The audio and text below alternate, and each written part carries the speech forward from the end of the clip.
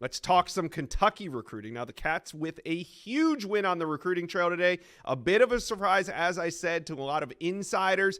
We got running back, 4-star running back, Marquise Davis, picking Kentucky over the defending national champion Michigan Wolverines. Steve, how were the Cats able to pull this off? Well, he told me it's the way they use their running backs, all aspects.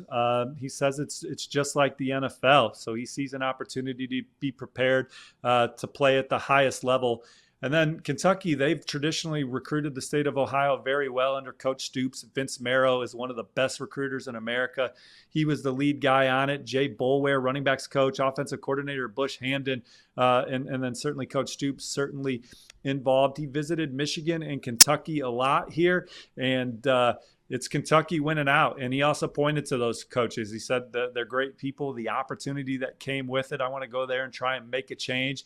Feels like he can trust that staff. And so Kentucky, as they push for a second straight top 25 recruiting class, they land one of the Midwest's best overall players in Marquise Davis. Did that surprise you? Well, obviously we've talked about on Whip Around that we liked the way things were trending with Michigan, but Kentucky was the program that we had in the top two, and sources around Lexington have always felt good about it. I think it surprised Michigan. I think the timing of it surprised me. No one saw it coming today. But he's in the boat for the Kentucky Wildcats right now, the jewel of a class that has a chance to really pick up some steam and momentum going into the summer. Yeah. Speaking of momentum, you put in some new predictions on the recruiting prediction machine. We call them Fong Bombs on the Fong Whip Around. Tell us about those. Yeah, 3 new RPM predictions for Kentucky. 2 are fresh, so let's start with the one that's not so fresh. Martell's Carter on 300, 4-star safety from in-state. My prediction joins colleague Chad Simmons, among others. A source says Kentucky is still the one to beat for Martell's Carter. And then the 2 new picks, on 300 defensive lineman Javian Campbell, the number 1 prospect in the state, number 12 defensive lineman in the country, 6'5", 260 pounds, Josh.